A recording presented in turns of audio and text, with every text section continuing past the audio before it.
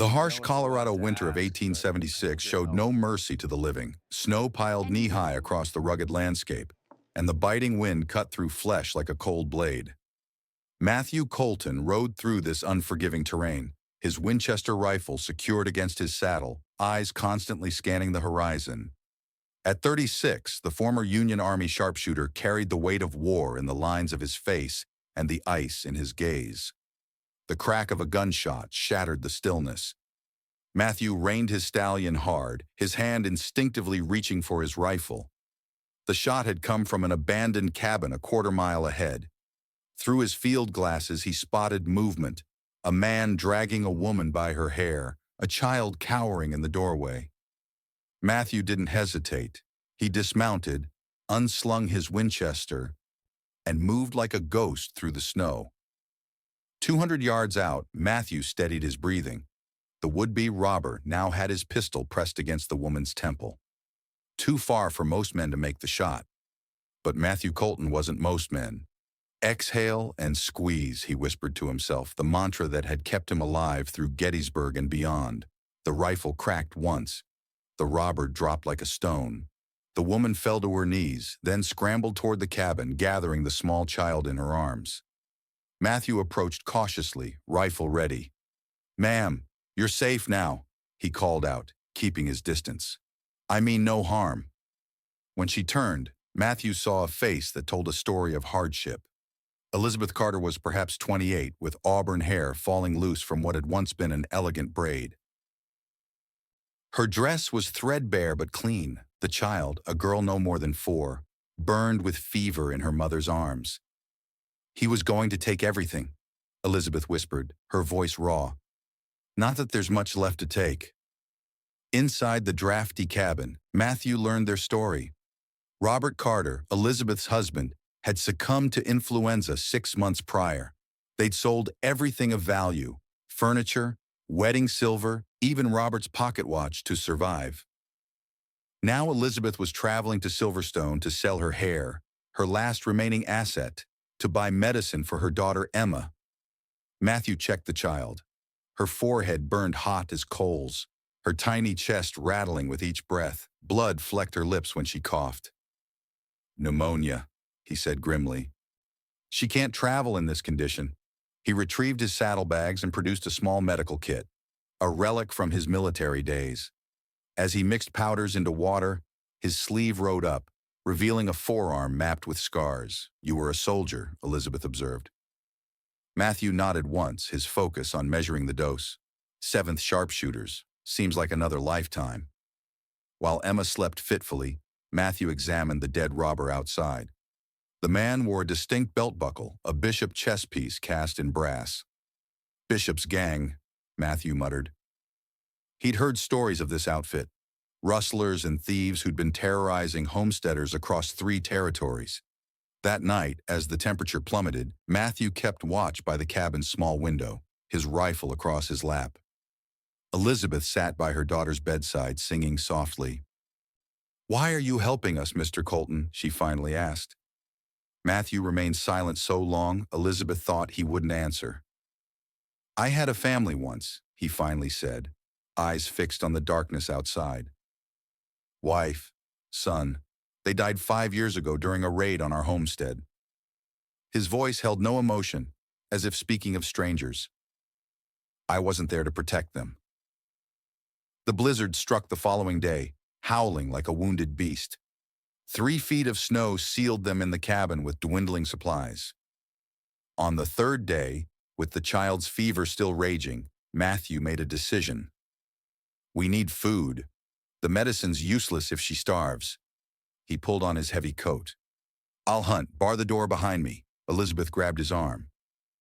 "You'll freeze to death out there."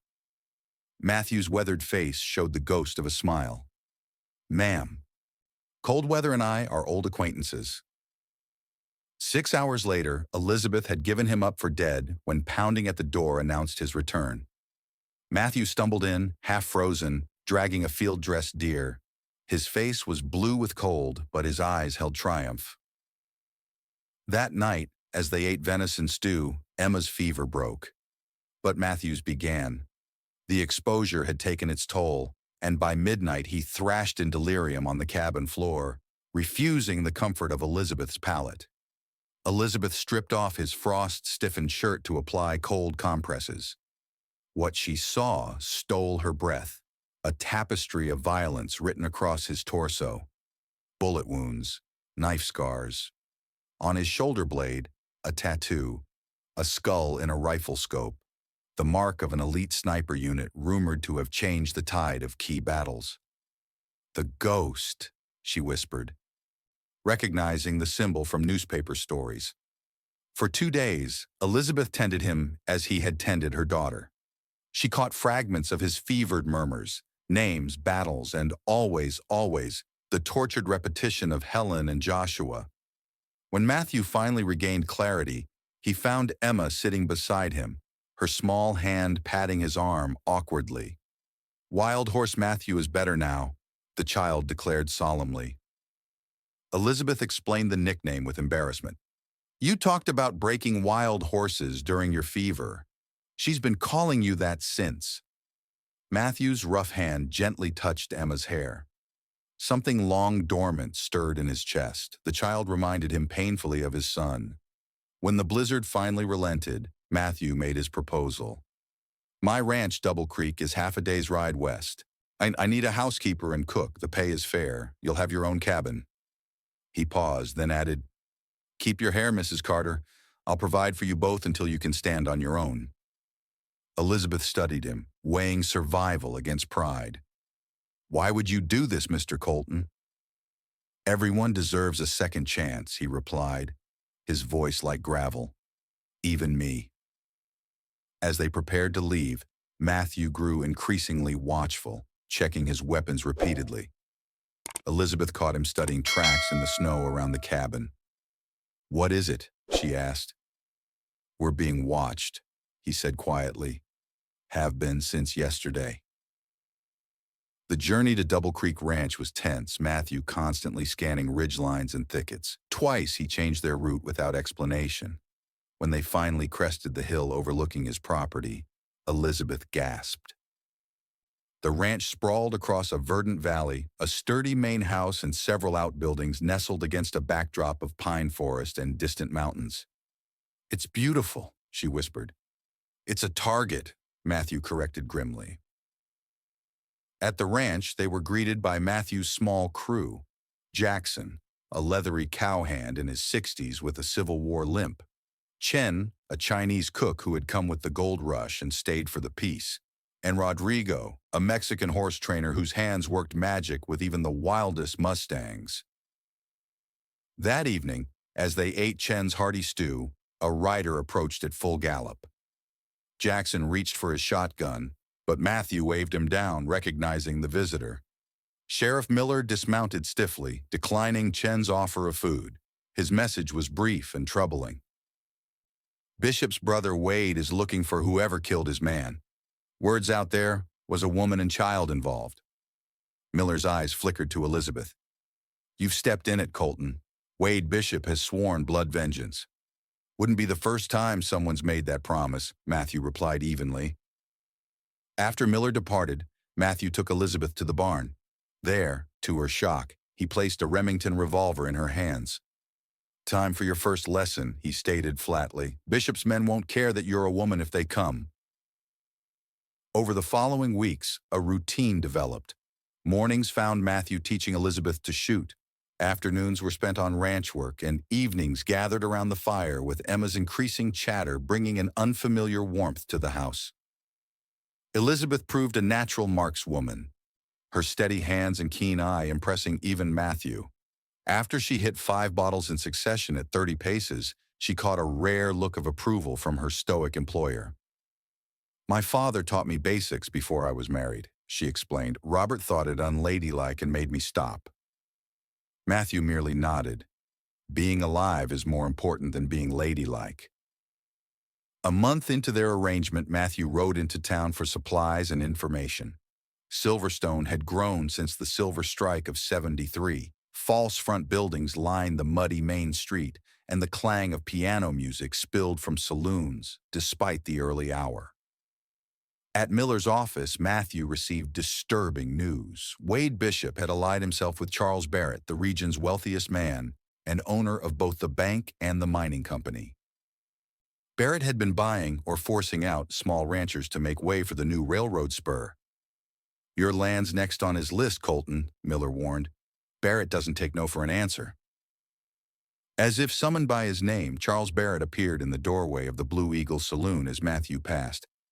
50-ish, expensively dressed, with cold eyes at odds with his politician's smile, Barrett called out a greeting.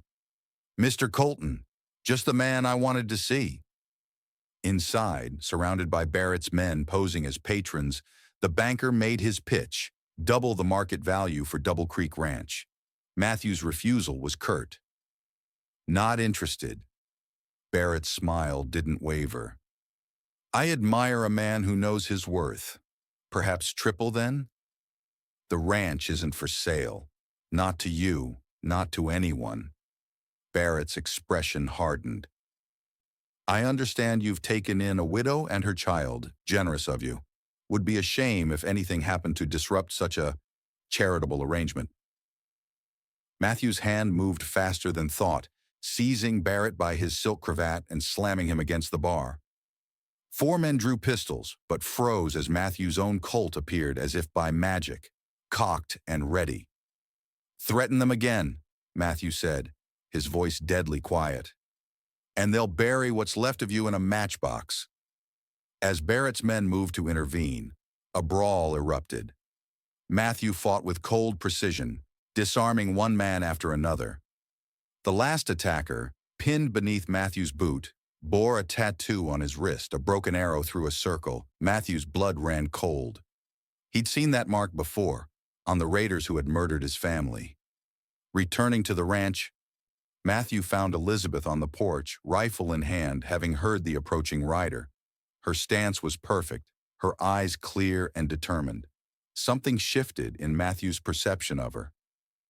The next morning brought visitors, neighboring ranchers, Will Foster, the Martinez family, and Old Man O'Connor.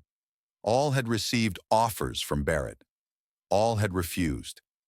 "He's not just buying land," Foster explained. Foster and Matthew had served in the same regiment, though Foster had been infantry. "He's creating an empire. The railroad contract alone is worth millions." "Barrett doesn't strike me as a man who stops at legal means," Matthew observed. "He doesn't," Martinez confirmed. 2 ranchers who refused to sell had mysterious accidents. One drowned crossing a stream he'd crossed 1,000 times before. Another's house burned with him in it. That evening, Rodrigo reported seeing riders watching the ranch from the ridge. Matthew nodded, unsurprised. "They'll come soon. Wade Bishop isn't known for patience." Elizabeth overheard Jackson telling Emma stories that night, tales of the ghost, the legendary sharpshooter who could kill from distances other men couldn't even see. A man who had taken down 87 enemy soldiers during the war, who moved like a phantom through battle lines. "That's just campfire talk," Matthew said from the doorway, his expression unreadable. But Jackson's eyes held a different truth. They came at dusk 3 days later. 8 riders, led by a bull-necked man with a scarred face, Wade Bishop himself. They expected an easy target. What they found was a prepared fortress. The first rider died before the alarm was raised, picked off by Matthew's rifle from the barn loft. The second fell seconds later. By the time the remaining attackers realized what was happening, Jackson and Rodrigo had opened fire from concealed positions near the house. Elizabeth had been instructed to hide with Emma in the storm cellar, but when 2 men circled behind the house, she made a choice. The Remington barked twice in her hands. One man fell, the other fled. The firefight lasted less than 10 minutes. 4 of Bishop's men lay dead or dying. The others retreated, dragging their wounded leader, who screamed promises of retribution as Matthew stood silhouetted against the burning barn. Matthew found Elizabeth on the porch, the revolver still clutched in white-knuckled hands. "You should have stayed hidden," he said, though there was no anger in his voice, only concern. "They were heading for the cellar doors," she replied. Her hands didn't shake, but tears streamed down her face. I couldn't let them find Emma. That night, as Matthew kept watch, Elizabeth brought him coffee laced with whiskey. The light from the dying barn fire cast long shadows across the yard. "Why didn't you kill Bishop when you had the chance?" she asked. Matthew stared into the darkness. Killing a man in battle is one thing. Executing him is another. Even if he'll return? Especially then. Matthew turned to her, his expression softening slightly. "Get some sleep, Elizabeth. Tomorrow will be hard." But tomorrow brought Charles Barrett and Sheriff Miller, along with a deputy and 3 well-dressed men. Barrett radiated false sympathy as he surveyed the carnage. "Terrible business, Colton. I hear you fired first on these unfortunate travelers." Matthew said nothing, his rifle resting casually across his arms. Miller looked uncomfortable. "There's been complaints filed, Colton. Attempted murder, destruction of property." "Self-defense," Matthew countered, "against known outlaws." "That'll be for a judge to decide," Barrett smiled. "Unless, of course, you're willing to reconsider my generous offer." After they departed, Miller lingered, motioning Matthew aside. "Barrett's bringing in professionals from Denver," he muttered. 20 guns, maybe more. Former Union Pacific security, the kind who cleared out whole Indian camps. They're coming for all of you who won't sell." "When?" 3 days, maybe 4. Miller looked pained. "I can't help you officially, Colton. Barrett owns the mayor, the judge, half the territory officials. Why tell me this?" "Because my brother died at Antietam," Miller replied quietly. "In the 7th, he wrote home about the ghost who watched over them." With that, he mounted and rode away. That night, after Emma was asleep, Elizabeth found Matthew cleaning his rifle on the porch. "You were famous during the war," she said. It wasn't a question. "I was good at killing," Matthew corrected. "There's no fame in that. Jackson says you saved hundreds of Union soldiers."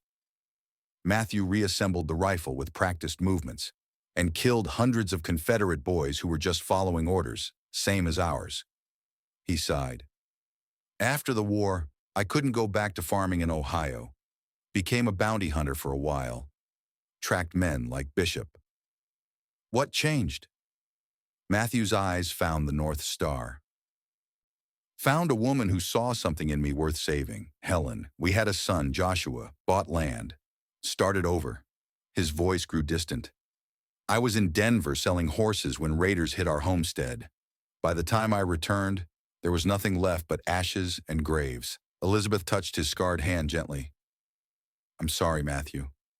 "Don't be. The men who did it paid." His eyes held a darkness that made her shiver. But it didn't bring them back. The following morning, Matthew called a council of neighboring ranchers. 20 men gathered in his main room as he outlined what they faced. "Barrett won't stop with my land or yours," he concluded. "Today it's the railroad. Tomorrow it'll be something else. Men like him are never satisfied." Will Foster, who'd brought 6 cowhands, nodded grimly. "So we fight. Some of us will die," Matthew stated bluntly. "Make peace with that now." Elizabeth, who had been listening from the doorway, stepped forward. "There might be another way." All eyes turned to her. "My husband was a locksmith before his death. He spoke of men like Barrett, how they always keep records of their illegal dealings, thinking documentation protects them." Her eyes met Matthew's. "If Barrett is bribing officials and hiring killers, he'll have records, payments, names." "In his house?" Foster asked. "In his bank," Elizabeth corrected. "Where else would you keep things you want absolutely secure?" Matthew considered her words. "Even if you're right, breaking into Barrett's bank is suicide." "Not if you have someone who knows locks," Elizabeth countered. "And not if Barrett and his men are distracted elsewhere." The plan took shape over hours of debate. It was dangerous, possibly foolhardy, but offered a chance to fight Barrett with his own weapons, the law. That night, while Foster's men created a diversion with a staged brawl at the saloon Barrett frequented, Matthew, Elizabeth, and Foster slipped into the darkened bank through the rear entrance. Elizabeth's skilled hands made short work of the office door's lock, but the massive safe presented a greater challenge. "This is a Brooker 320, she whispered. Robert installed 3 of these. They're complex, but predictable. For 20 tense minutes, she worked the dial, ears pressed to cold metal, fingers sensing subtle changes. When the mechanism finally surrendered with a solid clunk, Matthew looked at her with new respect. Inside, they found exactly what Elizabeth had predicted. Ledgers documenting Barrett's systematic corruption, bribes to judges, payoffs to witnesses. Most damning of all, receipts for payments to Wade Bishop's gang for property acquisition services. "This will finish him," Foster breathed. As they prepared to leave, Matthew found something else. A map marking all the properties Barrett had acquired and those he planned to take, with Double Creek circled in red. Scribbled in the margin was a note. "All resistance eliminated by May 1st. Tomorrow night, Matthew realized. They're hitting all the remaining ranches tomorrow night. Their escape was nearly clean until a night watchman spotted them. Foster took a bullet in the shoulder. Matthew was forced to shoot 2 of Barrett's men. They barely made it to their horses, Foster weakening from blood loss with every passing minute. Back at Double Creek, Matthew sent riders to warn the other ranchers. By dawn, 30 men had gathered, farmers and cowboys, prepared to make a stand. Elizabeth arranged for Emma and the other women and children to be hidden in an abandoned mine shaft 2 miles away, protected by the oldest men. When Matthew found her checking her Remington afterward, he shook his head. "You're going with them." Elizabeth chambered around with a decisive click. "No, I'm not. This isn't your fight." "It became my fight when you saved my daughter's life," she replied steadily. "When you offered us a home instead of taking my hair." Her eyes held the same determination they'd shown when she defended the cellar. "I won't hide while you die for us." Matthew recognized the futility of argument. Instead, he positioned her in the main house with the best firing angle toward the approach road. Barrett's attack began at sunset, methodical and overwhelming. 30 hired guns advanced on the ranch from multiple directions, using wagon barricades for cover. The defenders' initial volley took down several attackers, but Barrett's men had Winchesters and discipline. Matthew moved like the ghost of his reputation, appearing at different positions, his rifle dealing precision death. 8 men fell to his marksmanship alone in the first hour, but the attackers kept coming, setting fire to the bunkhouse, forcing Jackson and 3 others to retreat toward the main house. By midnight, the defenders had been pushed back to the house and barn. 4 ranchers lay dead, and Foster had taken another bullet. Barrett's men had suffered worse, but they still outnumbered the defenders 2-1. Wade Bishop, recovered from his earlier wounds, led the final assault on the main house. Matthew, down to his last rounds, prepared for the end.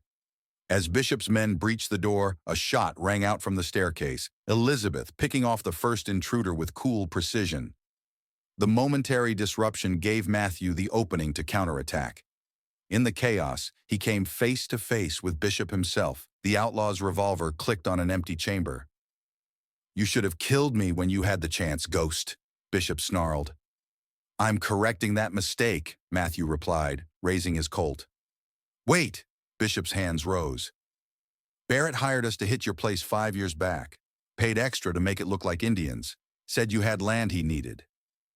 The revelation hit Matthew like a physical blow. Barrett had orchestrated his family's murder for land. Before Matthew could recover, Bishop drew a hidden derringer.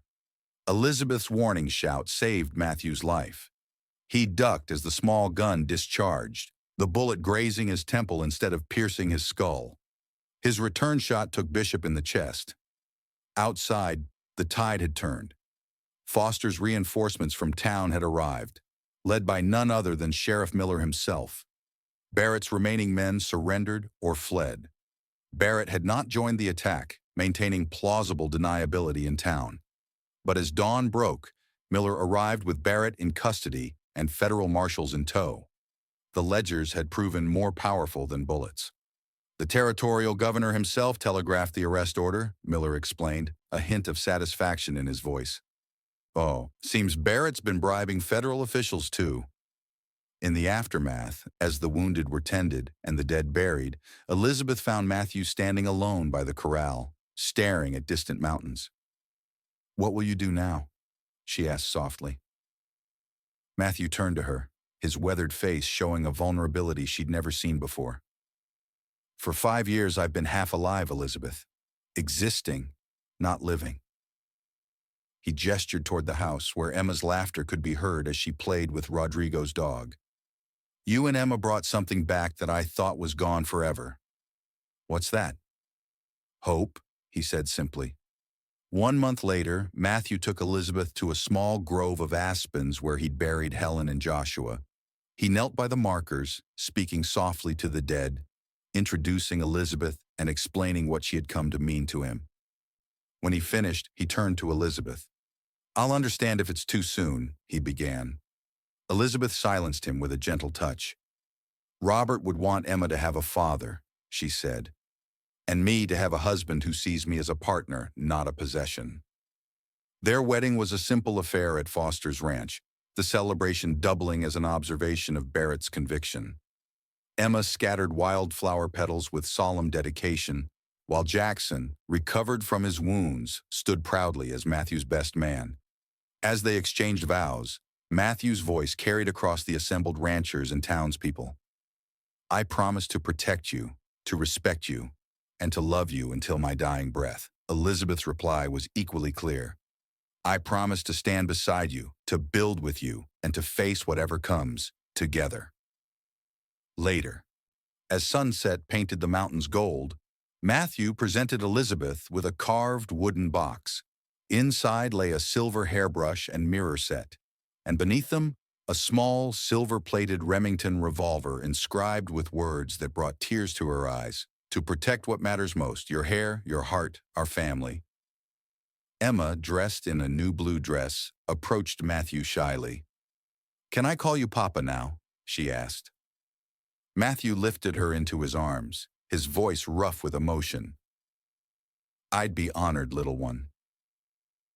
From the hilltop above Double Creek Ranch, the three figures stood silhouetted against the setting sun. Matthew, Elizabeth, with her long auburn hair catching the last golden rays, and Emma between them holding their hands.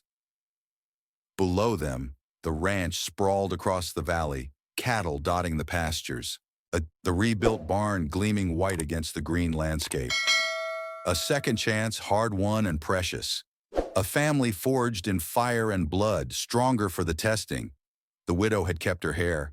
The gunslinger had kept his oath, and together they had found something worth fighting for.